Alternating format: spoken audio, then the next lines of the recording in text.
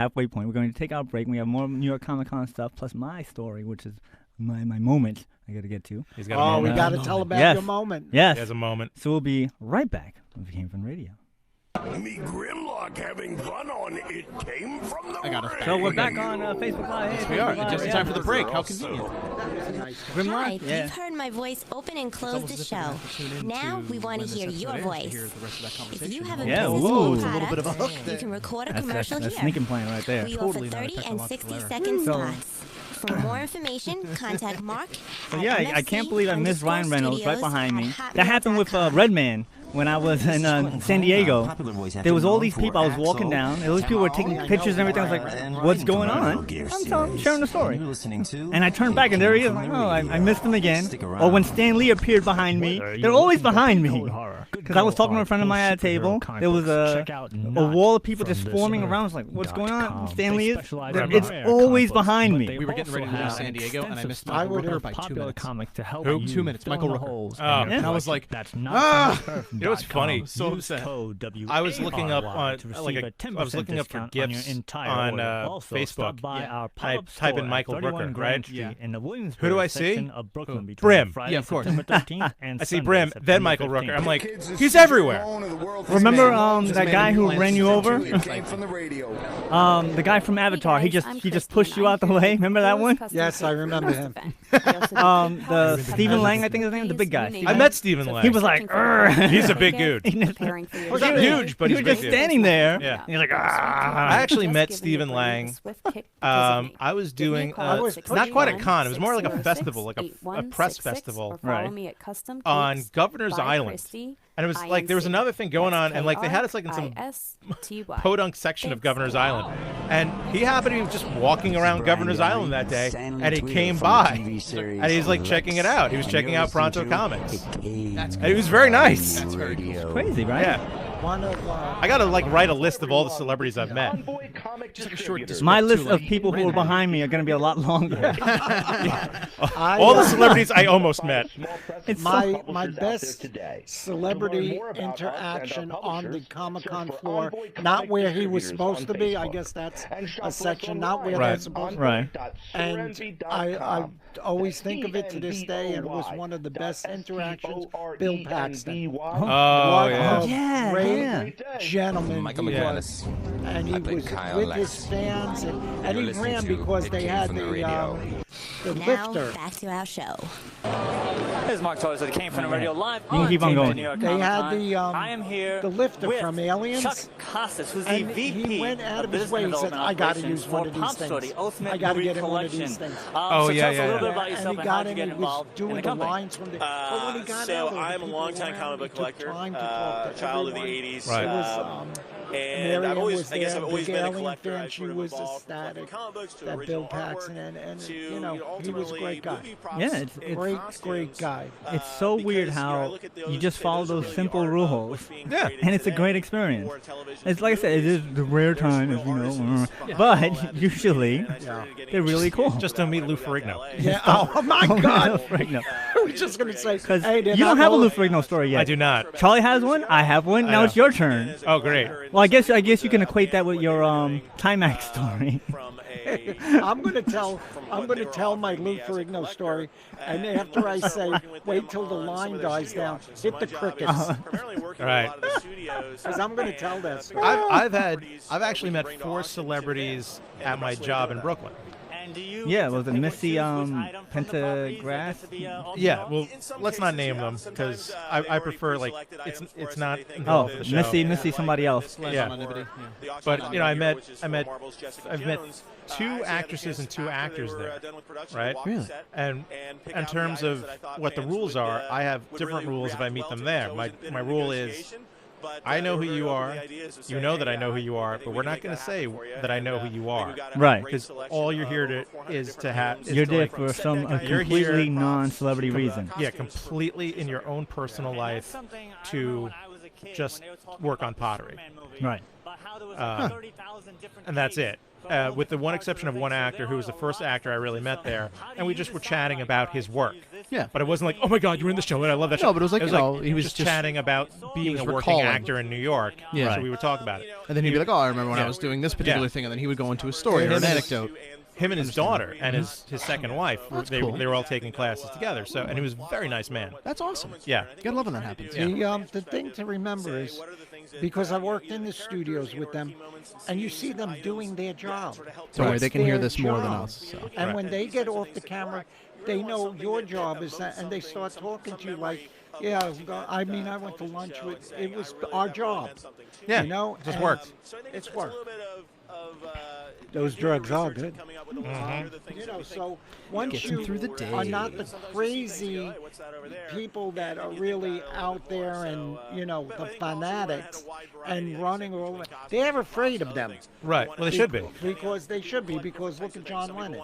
Right. You know, Mr. Lennon, the day when he left, could I get your autograph? Yeah. Right. He comes back, same guy shoots him. I think what people don't realize about celebrities is how much of a job it is and how little money they're making. And I don't mean they don't make any. I mean, they make money, but how quickly it gets eaten up, how much they really do need to work. Agents and whatever. And like, just because you're on TV and doing well, you may have a nice apartment, you may have a nice car, but it's a struggle still. You earned that stuff. Right, unless you are literally of the George Clooney, Brad Pitt level. Yeah. You're still working, and it's hard, and it's a lifestyle, and it's exhausting.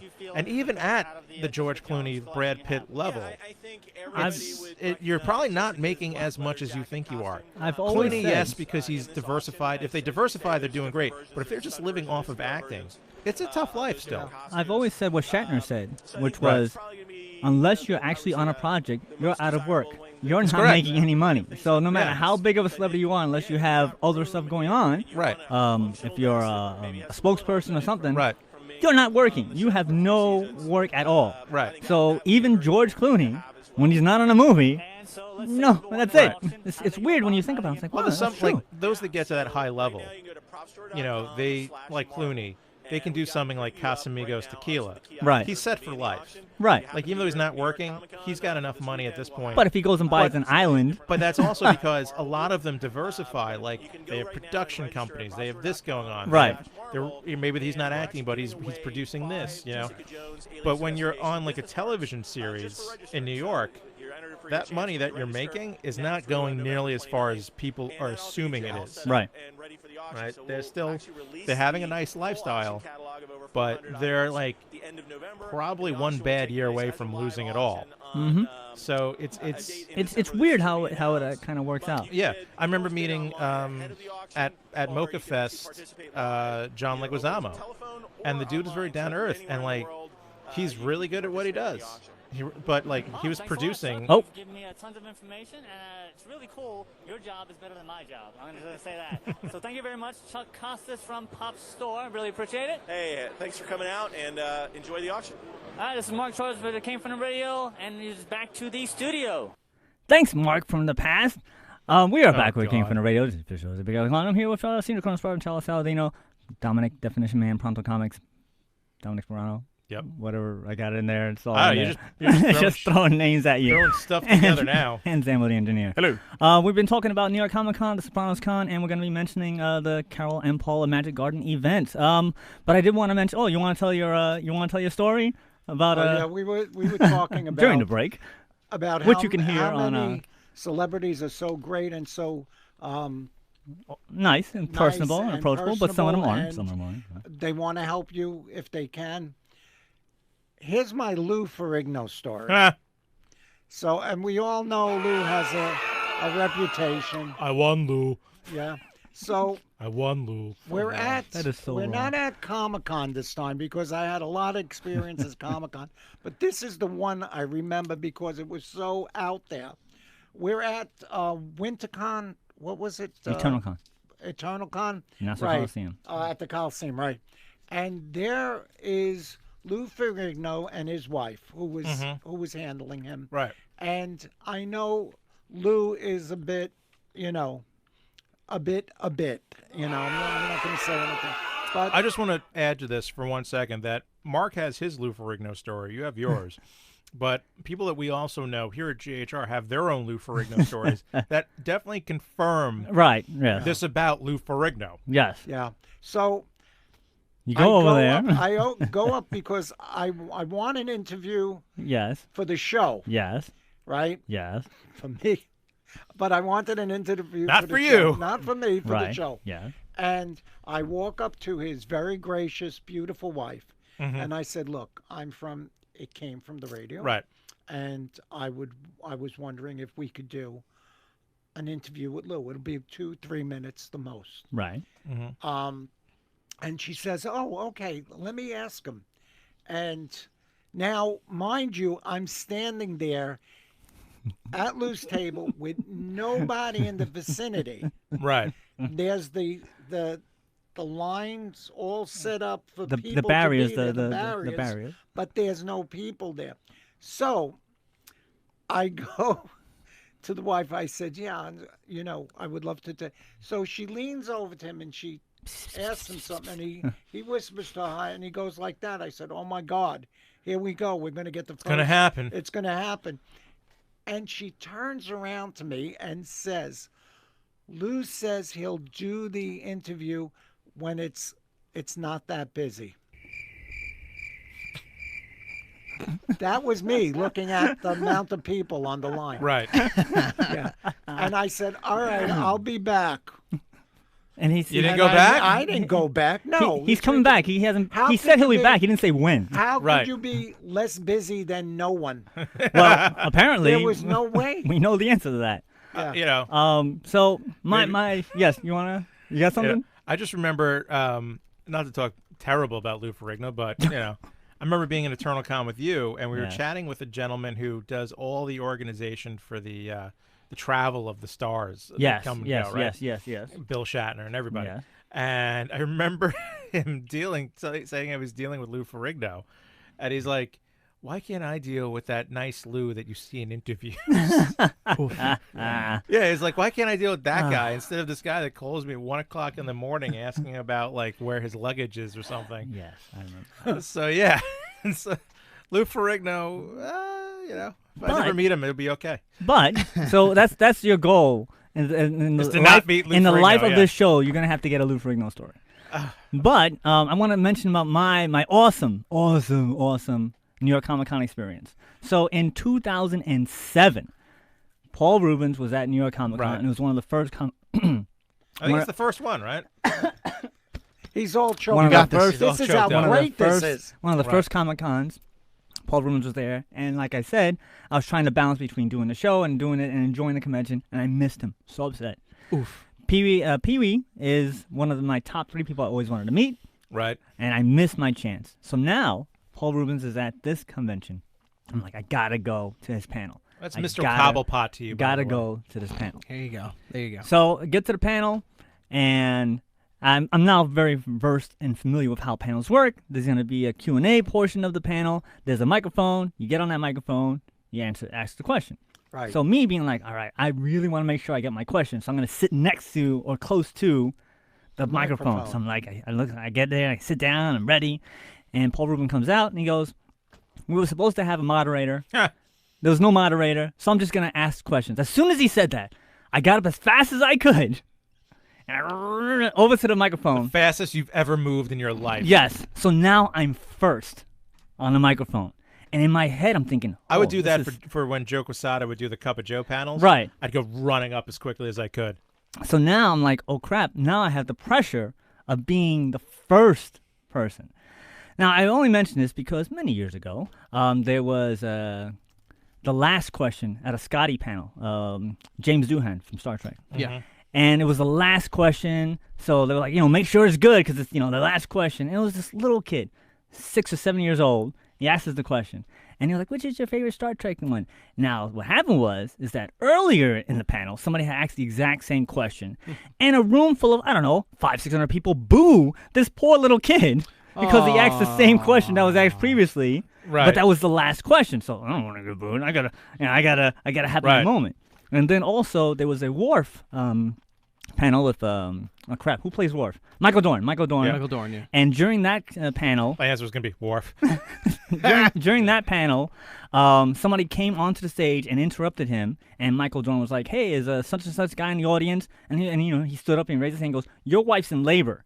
And so the whole audience was like, yeah! So they all cheered this guy. As he was like, I gotta go! That was his moment in life. Aww. And so I remember that out of everything course. in that Michael Dorn panel. I remember that one guy who got the admiration that his wife's in labor, and he ran out of the panel. I want to know how they got that information to Michael Dorn.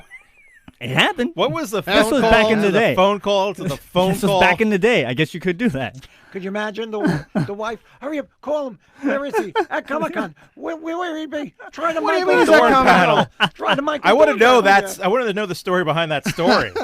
Maybe one day. Maybe he's listening right now. Maybe that guy's listening right now. Yeah, exactly. So now the pressure's on. How long ago was this that someone just couldn't get a call on their own cell phone? There weren't cell phones back then. No cell phones back then. How long ago was that? This was in the 90s. Okay. So he wasn't picking up his pager. Yeah. Kid's probably in his 20s now. Probably, yeah. So now the pressure's on. I had my question that I want to ask. And I'm thinking, what can I ask? I'm gonna ask 2 questions. You're that guy. So Paul says, oh, what's your question? I said, hey, what's today's secret word? The whole audience gave me love and admiration. I've never had that before. 200 people were like, yeah, this guy's awesome. Yeah, this guy gets it. This guy gets it. And for one brief moment, that hole in your soul was filled. Oh, my God. It was such an amazing thing that happened. And so then, through the rest of the panel, whenever he said the secret word, which was New York, he screamed real loud. So, in addition to that, the whole panel was affected by me.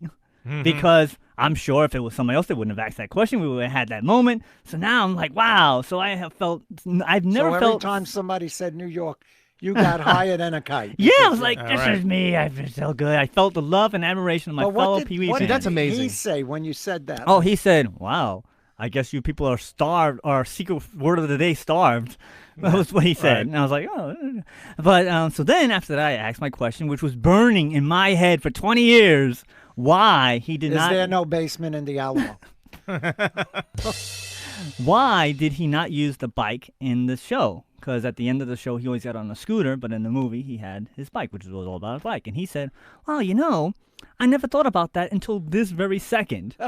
And he explained why. Because at the time, Warner Brothers owned all the properties of Pee-wee's Big Adventure, and he was working on the concept of the show, so it never occurred to him to use the bike. He just figured he's going to do his own thing, had a scooter.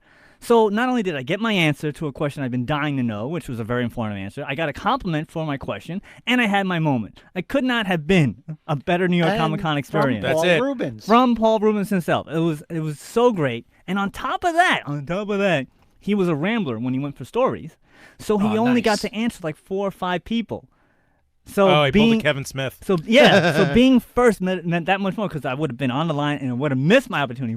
Mark Hamill, yeah. But you got it. Yeah. But that was my Paul Rubens Pee Wee Herman story. So that was my New York Comic Con experience. I got to walk around, got to take a lot of pictures, not as much as I wanted to. Got to say hi to my friend Amy Jo Johnson. It was just an amazing experience that was your other high point, that a Power Ranger looked at you. And she recognized me. She's like, yeah, you're thumbs up in my book. And so it was awesome. Yeah. It was awesome for me. Awesome. And then to top things off, so we had the Sopranos Con, we had New York Comic Con, and then Charlie and I went to the Magic Garden show. Yeah. And that was amazing. I cannot believe. So in the Magic Garden, you had the really young kids who have no idea who the Magic Garden is. This was my favorite. Yeah, and then you have the adults who know what a Magic Garden is, and they're both enjoying the show together. And what was the best? My favorite, and I told Carol this, and she was hysterical. Friend Carol. We were watching the show. We had exclusive seats. Thank you, Michelle, and the Bolton Center, by the way. Yes, thank you very much. They were very, very hospitable. Thank you, guys. We had these nice exclusive seats, and I'm watching the audience, because you had all the parents doing the moves, singing the songs, and the kids were having a blast. Yeah. The thing that impressed me is in the front row, there was a guy who looked like a very serious biker. He had the goat beard, and he was like dressed up like if I saw this guy. You don't smack a sandwich out of his hand. I saw this guy. I would walk across the street because he was that. He was getting up, doing all the songs, hello, hello, hello, you know. And I'm hysterical now because this guy turned into a big kid. Yeah, it was a great experience. And it was a great experience because that's what happened. The audience got younger. And, of course, my favorite part, because I kept on laughing because they had the original. Your favorite part they had the original person who was the puppet in the show. Sherman. And Sherlock. Sherlock. His English name is Sherman. Oh, right. Yeah. And so he loved peanuts. And the gag was that whenever you gave him peanuts, he had to eat like Cookie Monster with the cookies. Right. But he threw peanut shells into the air, and it was just all over the place. And it was unexpected how much they did not practice how much peanut shells he was going to throw, and it was just the funniest thing. I kept on laughing that he did the callback and threw the peanut shells in the air, and they're like, "Oh my god!" And it was the kid me was enjoying it so much, and it was such a great thing that they still got it. They've been together for so many years, and they are still musically perfect. Their harmonies were great. Because you want to break down to the music. Their harmonies were great. The stories were funny, and then they had a little segment where they sit down and they show you clips of the show, the old show. But everything was perfect. It was just a great experience, great show. And it has. So I was thinking about this because they had a technical difficulty during the performance because they wanted to show a clip that wasn't planned, and so her husband is doing all the stuff. And she's like, "Hey, can we change?" It was Stuart. Yeah, Carol's husband, Stuart, was the one running the board and all the technical stuff. And she was like, "Hey, can we do this?" Even though it wasn't scheduled. And he was having difficulty pulling it up on the screen. He says, "That's what you get for going off script." And it reminded, because she was like, "Oh, I'm worried about that." I'm like, "Look, this is what you guys do. It's part of the improvisational, and they make it flow, and it makes it more realistic. Just like our show, how we deal with all the nonsense that happens. Mm-hmm. And I'm thinking it's very much like the old Carol Burnett show, that it's a comedy, it's old school, but when they mess up, it's just as entertaining as when they're doing the regular in fact, maybe show. More. Maybe more. So I was thinking about that. It was like that. So if you were a fan of that sort of thing, if you're a fan of Magic Art, if you're a fan of family-friendly entertainment, that is something that you should do. And they're still doing shows. And that's Carol and Paula, Carol Finney and Paula.com to go check that out. And it's actually what they say. It's friends forever. Yeah. The Magic Garden. So we are almost out of time. Oh, my God. Oh, wow. So, Charlie, final thought. My final thought is we had a very productive week.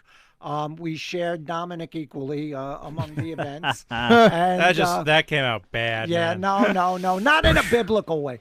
And still came out bad. And still came out. Yeah. Anyway, we to all the people that made this possible for us, we'll go with our guys, Bernadette, Lucky Church, and Michelle and the Bolton Center. Carol and Paula. Yeah. Carol and Paula, definitely Carol and Paula, the most important ones. And to all of them, thank you so much. Zambo, final thought, 30 seconds or less. Sounded great. Dominic, sorry. Final thought, 30 seconds or less. Celebrities are just like everyone else, so treat them with respect. They're just prettier than you, most likely. Ditto. Because I got to tell you, Federico and Ryan Reynolds, oh my God, those men were handsome. Yes. So, my final thought is, had a great time. Thanks for everybody that invited us. Thanks for all the awesome stuff. Pictures will be up on our Facebook page for everything shortly. Interviews will also be played at a later date. And, so that about does it for this week on the Came From the Radio. Does it really? Right here, any week on this radio station. If you missed any part of the show, tough. Go to our website, www.camefromtheradio.com, listen to archives of any week or so, or check us out such places as Overcast, Pocket Cast, iHeart, Google Play, iTunes, Breaker or Breaker, Google Podcasts, Radio Public, Spotify, Podbeans, Player FM, Soundcast, Acast, Castbox, TuneIn, Stitcher, Podmas, Luminaire, Blueberry, Mixcloud, Apple Podcasts, Deezer, Podcast Addict, Castro, or just Google It Came From the Radio. We'll see you next week. That querés. You've been listening to It Came From the Radio with Mark Torres. So that's it for Facebook Live. Once again, thank you for joining us. Make sure you join us next week on the 16th at 2 o'clock p.m.-ish. Or as close as we get to it. Yeah. As I mentioned before, don't forget, also next week we'll have our live show at the Source Mall. We're going to be giving away custom Cakes by Christie cake pops, as well as 2 tickets to the Long Island Comic Expo and 2 tickets to the Suffolk Comic and Art Expo. And Charlie, you want to... I just want to say one final thing to my new niece who entered the world Friday, to Freya Loren Fazino. We love you. Welcome to the earth. She sounds like she could be on the cast of The Sopranos as well. Yes, she will be. See you guys next time. Take it easy.